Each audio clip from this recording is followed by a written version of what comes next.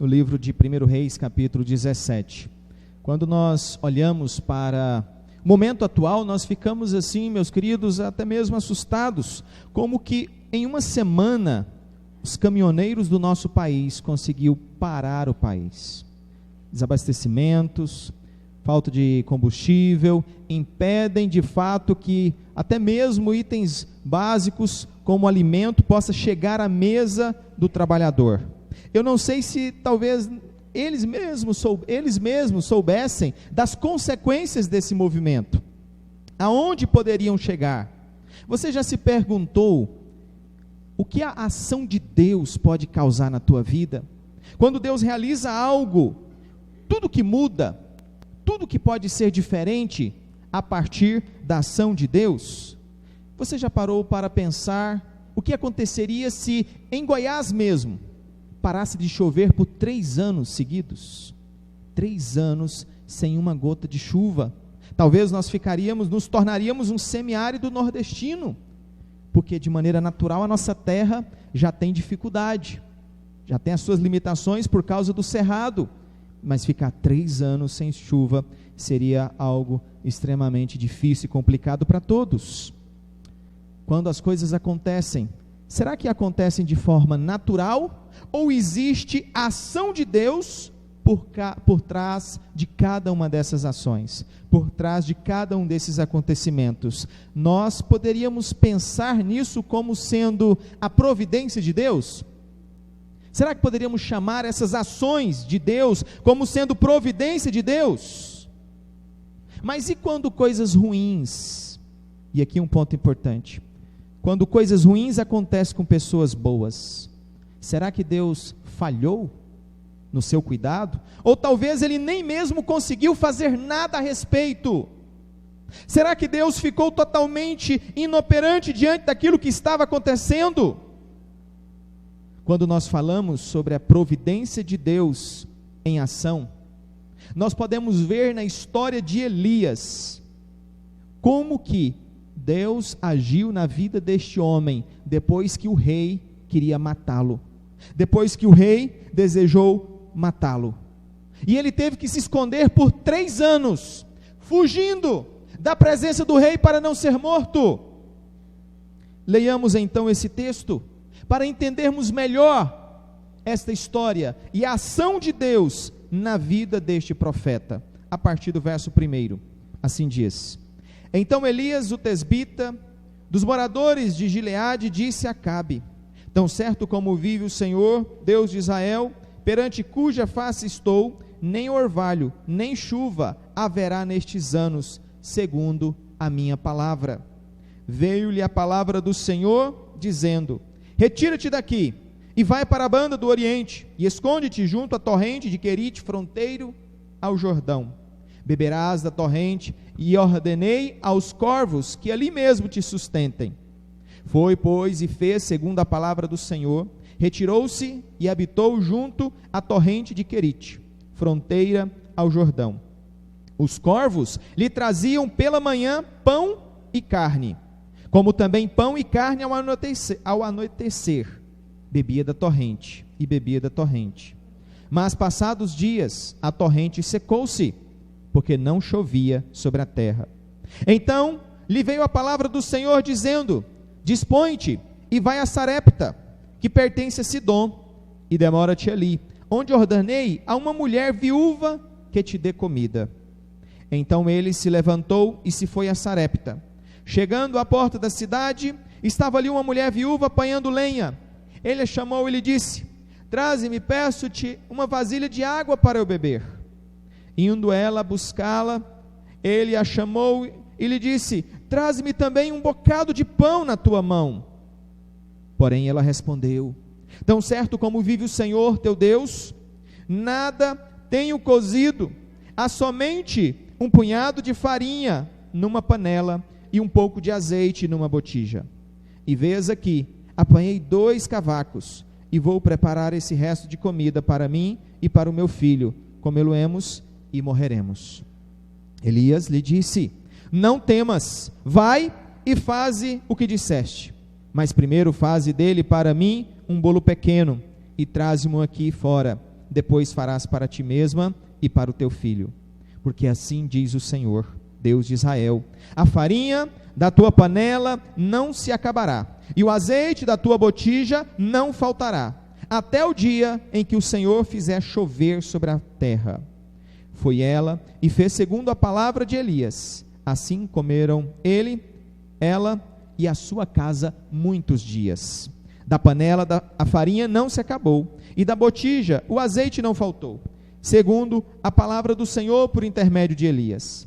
Depois disto, adoeceu o filho da mulher, da dona da casa, e a sua doença se agravou tanto que ele morreu. Então disse ela a Elias: que fiz eu, homem de Deus?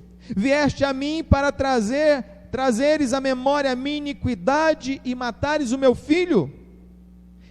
Ele lhe disse: dá-me o teu filho. Tomou-o dos braços dela e o levou para cima ao quarto onde ele mesmo se hospedava, e o deitou em sua cama.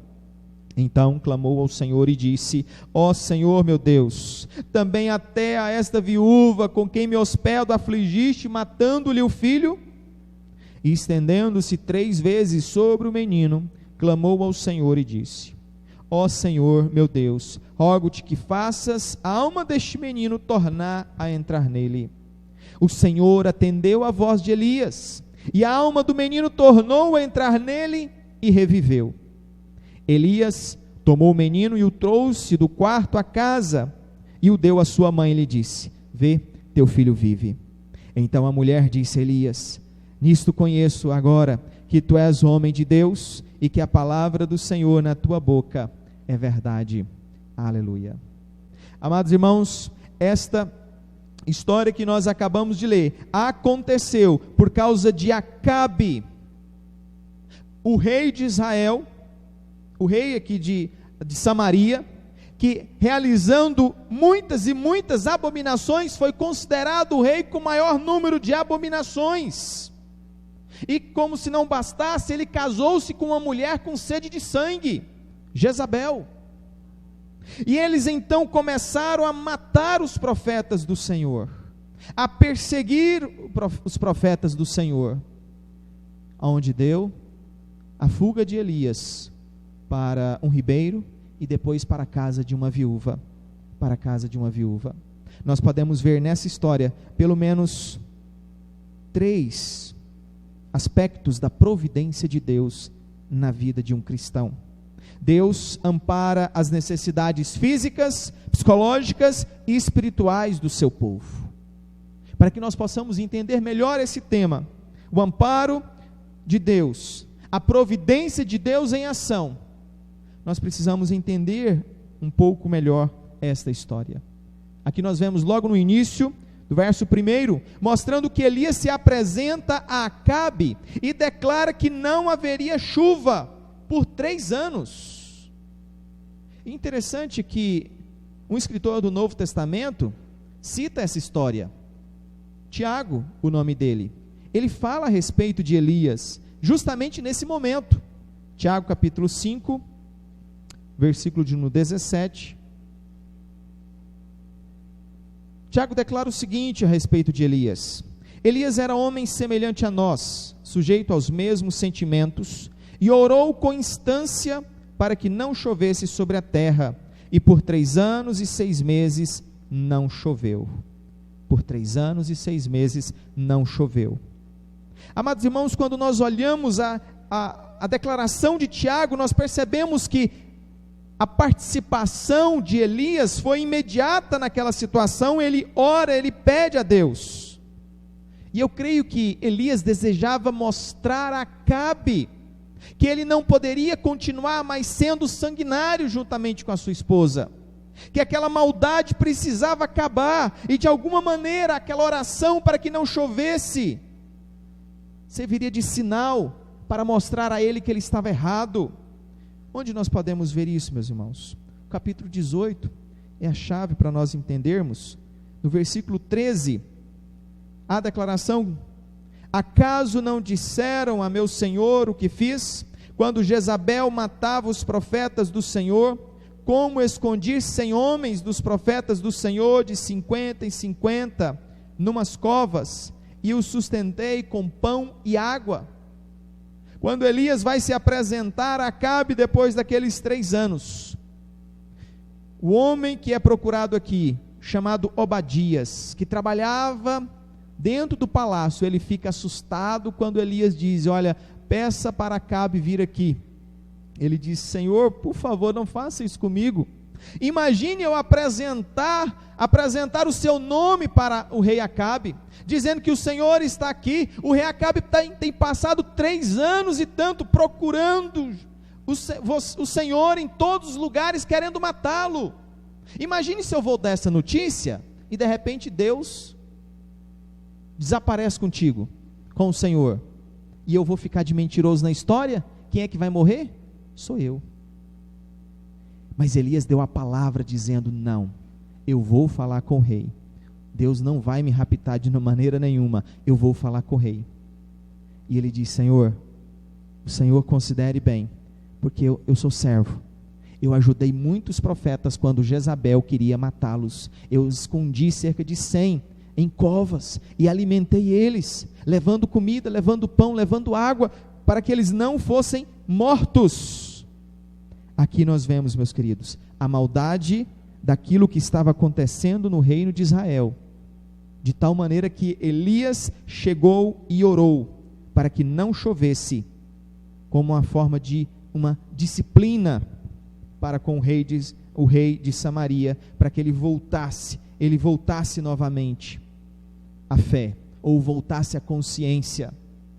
Eu fico me perguntando, será que os motoristas tinham consciência da gravidade, das consequências que a paralisação iria tomar? Será que eles sabiam de fato tudo que poderia acontecer a partir daquilo? Mas há um ditado popular que diz que para se fazer uma boa omelete, é preciso quebrar ovos, é preciso quebrar os ovos, é preciso passar por um momento de dificuldade, é preciso passar por um momento de luta, é preciso passar por uma situação difícil para se chegar a um objetivo melhor, a um lugar melhor, como aconteceu com Elias após 3 anos e meio de seca, de dificuldade. Finalmente ele chama Acabe, chama todos os falsos profetas, cerca de 850, e extermina aqueles homens no Monte Carmelo.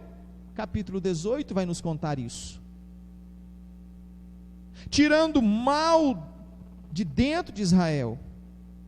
Elias, ele estava seguindo as ordens de Deus ao fazer isso. Não era simplesmente por iniciativa própria dele. Tanto é que no versículo 2, como consequência, veio a palavra do Senhor a ele dizendo, verso 3, retira-te daqui, Elias, vai para a banda do Oriente, esconde-te junto à torrente de Querite, fronteira ao Jordão. O rei vai querer te matar, você precisa sair daqui, você precisa se esconder. E naquele momento Elias percebeu claramente que era a providência de Deus na vida dele acontecendo. Ali ele seria então sustentado por corvos. Talvez ninguém em sã consciência pensaria que Deus pudesse fazer isso, não é verdade? Sustentar um homem com um pássaro, ou com pássaros, levando pão e carne de manhã e ao anoitecer. Deus providenciando o sustento na vida daquele homem, porque Deus estava burilando, esculpindo o coração de Elias. Aceitar a ajuda dos corvos era um passo de fé. Quem poderia imaginar que os corvos voltariam no dia seguinte? Até quando esses corvos estariam aqui? Até quando esses corvos trariam alimento? E qual a qualidade desse alimento? Mas lá estava um homem que estava dependente daqueles animais. Aparentemente naquela região próxima não havia comida, e o perigo do rei encontrá-lo também era iminente. Região do Jordão, muito próxima ali de Samaria. Mas quando nós olhamos para o cuidado de Deus, nós vemos alguns textos que nos ensinam sobre isso. Mateus capítulo 6 é como se fosse um best-seller, que nos ensina a confiar no Senhor. Quando Jesus chega e diz, olha, por que vocês andam ansiosos e sobrecarregados. Olhem os passarinhos, olhem os lírios do campo. Sou eu que sustento, sou eu que cuido deles, sou eu que faço isso por eles. Quando nós olhamos para o Salmo 73, também um texto que nos ensina do cuidado de Deus através de um homem que entrou em crise, em dificuldade existencial, pensando consigo mesmo, mas por que lá os ímpios, eles estão prosperando com as suas festas, com as suas comidas, o tempo todo e todo o tempo festejando, enquanto que eu aqui estou sofrendo?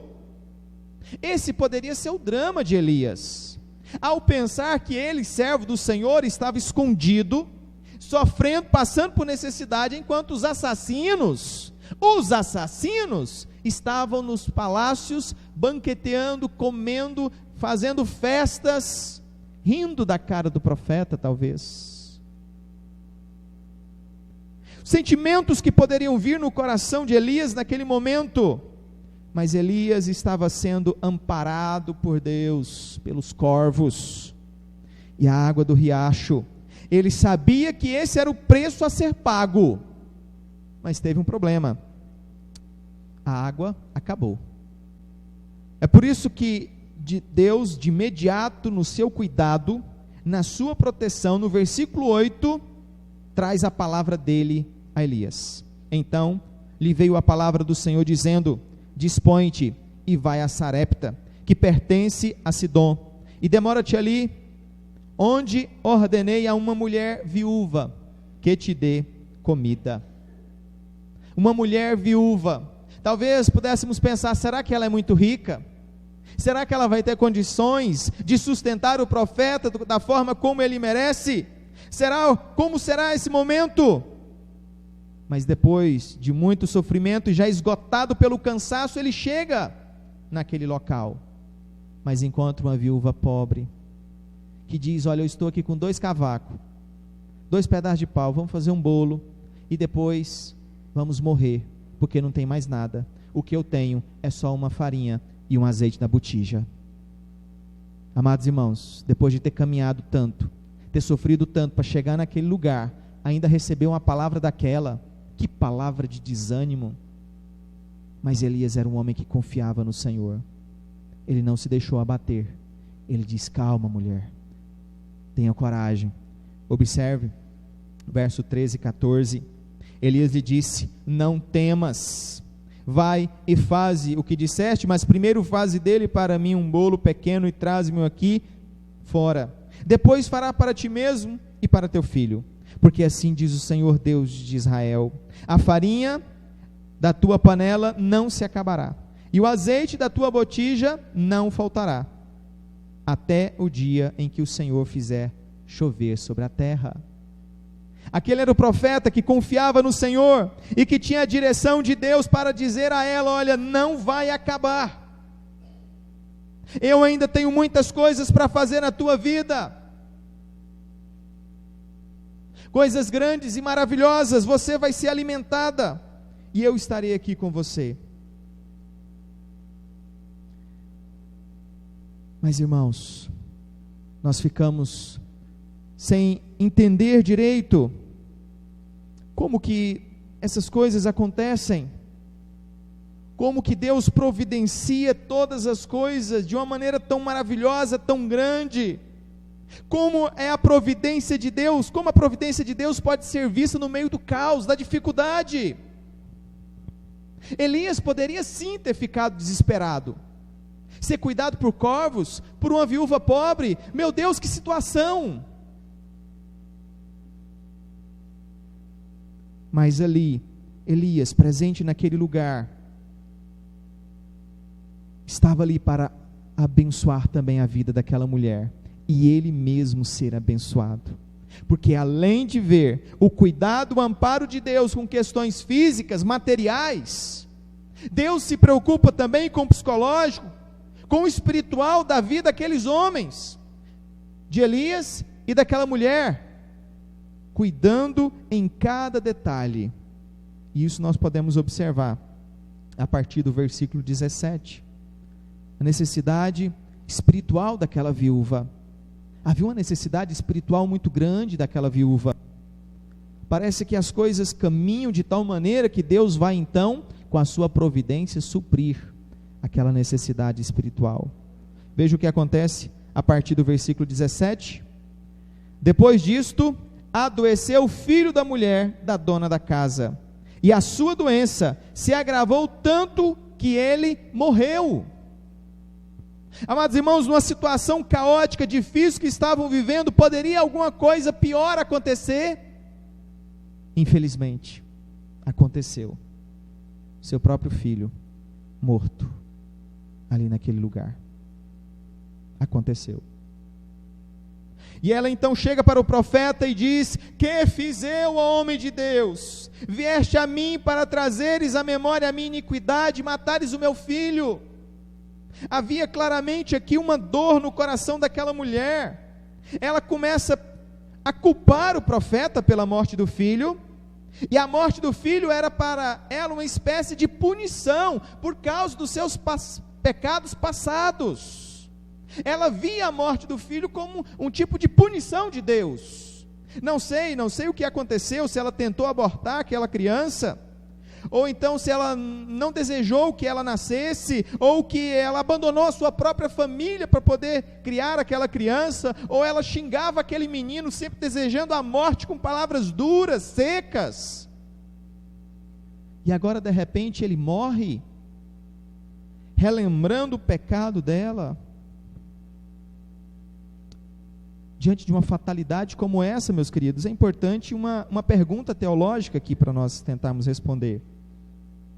A providência de Deus diz respeito apenas às coisas boas que podem acontecer, ou também diz respeito às coisas más que podem acontecer? Errou quem disse apenas as coisas boas.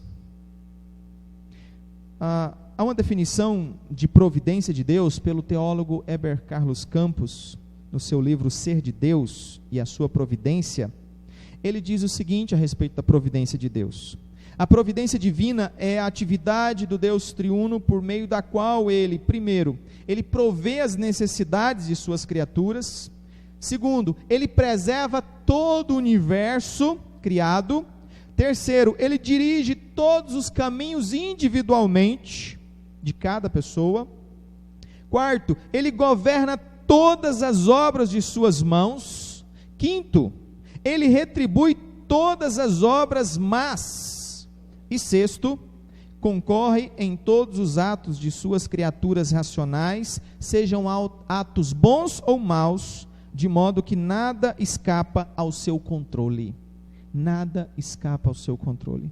Será que podemos digerir, tentar entender um pouquinho mais? Ele usa o verbo concorrer para falar que Deus atua sim nos atos bons e também nos maus. Talvez Paulo, lá em Romanos capítulo 11, nos esclareça esse ponto de vista da providência e do governo de Deus. Capítulo 11, a partir do versículo 33, Paulo, refletindo e pensando sobre a grandeza dos planos de Deus, no verso 33 ele diz: ó profundidade da riqueza, tanto da sabedoria como do conhecimento de Deus! Quão insondáveis são os seus juízos e quão inescrutáveis os seus caminhos! Quem, pois, conheceu a mente do Senhor?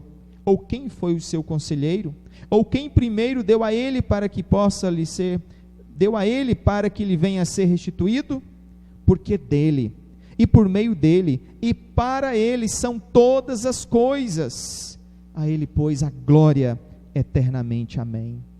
E quando ele chega a essa conclusão, que não dá para compreender a grandeza de Deus, ele diz que por ele, para ele são todas as coisas.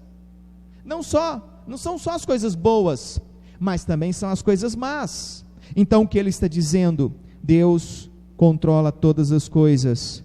E Jó, ele teve consciência disso, no capítulo 2, versículo 10, quando já sua esposa estava desesperada, porque os seus filhos haviam morrido, e Jó estava ali deitado numa cama, completamente doente. Ela chega para Jó e diz: Jó, amaldiçoa a Deus e morre, homem. E Jó então responde para ela: falas como qualquer doida.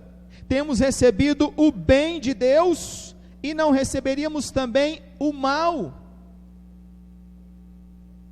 Claramente aqui, meus amados irmãos, Jó tem consciência de que as coisas aconteceram pelo desígnio de Deus, sejam coisas boas, sejam coisas más.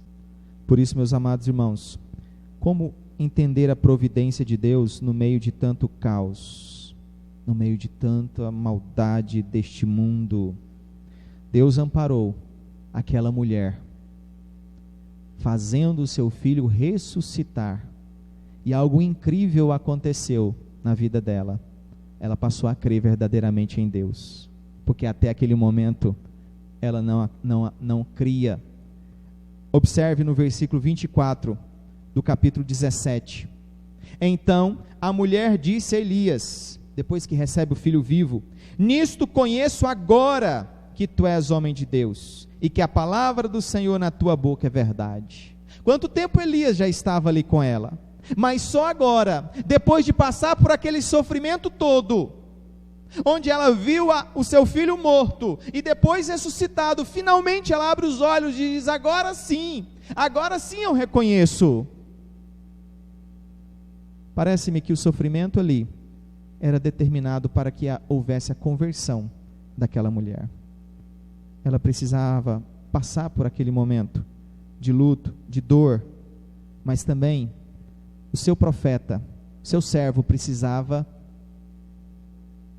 trabalhar o seu próprio coração e os seus próprios sentimentos. Nós vemos isso mostrando que Deus ampara as necessidades psicológicas de Elias. Nesse momento da morte daquela criança, há um grito de dor no coração de Elias, e a gente pode ver isso no verso 20, quando ele diz: então clamou ao Senhor e disse, quando pega o menino no quarto sozinho, vendo ele morto: ó Senhor meu Deus, também até a esta viúva com quem me hospedo afligiste, matando-lhe o filho? Percebe a pergunta de um homem que está sofrendo?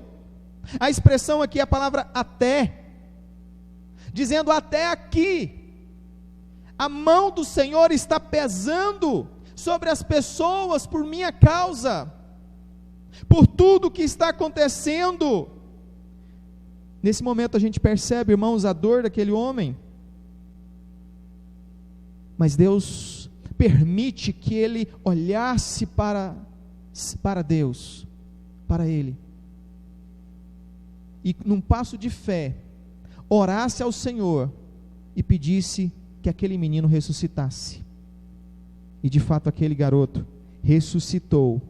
E eu creio que Deus estava mostrando ali para Elias, dizendo: Elias, eu estou no controle de todas as coisas, eu que governo, eu que dou a vida e eu a que tiro, eu que controlo todas as coisas. Não se desespere achando que é por sua causa, que foi por você que tudo isso aconteceu, mas eu estou no controle de todas elas. Então não se culpe pelos profetas mortos, não se culpe pelas crianças que morreram de fome, não se culpe pela dor que estão passando lá em Samaria. Não faça isso. Eu que determino todas as coisas. E por isso, meus amados, quando nós chegamos na conclusão dessa mensagem, nós podemos definir claramente que não existe acaso no mundo governado por Deus, que não existe fatalismo no mundo governado por Deus, que não existe coincidência, ou destino, ou voo cego. Não, de maneira nenhuma. O que existe é um mundo governado por um Deus, onde Ele age por meio da sua criação para cumprir o seu propósito em cada coisa criada. A providência de Deus me ensina então que eu não estou num barco à deriva, que eu não estou largado no mundo como se fosse um relógio à corda, que Deus desse corda e esquecesse, que eu não estou deixado de lado, abandonado pelo Criador, que Deus é quem pode me socorrer em todas as minhas lutas. Não é uma briga entre o diabo e Deus medindo força, como se um e outro estivesse num cabo de guerra e puxando para ver quem tem mais força. Não! Se a origem do sofrimento viesse única e exclusivamente do diabo e de Satanás, imagine você tendo que fazer uma oração para o diabo, para ele te deixar livre, ou para ele te curar, ou para ele ter misericórdia de você. Será que teremos misericórdia do diabo? Não, jamais. Mas quando nós podemos orar a Deus, dizendo: Senhor, alivia a mão, Senhor, não pese tanto, Senhor, mas por que isso, Senhor? Aí sim, nele nós temos refúgio, nele nós temos o perdão, nele nós temos esperança. Talvez você esteja pensando, mas então Deus é o causador de todo mal? Necessariamente não. Deus permite que todas essas coisas aconteçam para mostrar na nossa vida a sua glória, o seu amor e a sua misericórdia. Que Deus nos sustente, que Deus nos dê fé, que Deus nos faça compreender que apesar de todo o sofrimento, nós estamos nas mãos do Senhor. Ele é misericordioso, Ele não é mau, Ele é Deus de amor, de justiça, e deixou isso tão claro, que foi capaz de dar o seu próprio Filho naquela cruz, para que nós pudéssemos viver, para que nós pudéssemos ter vida, porque Ele nos ama.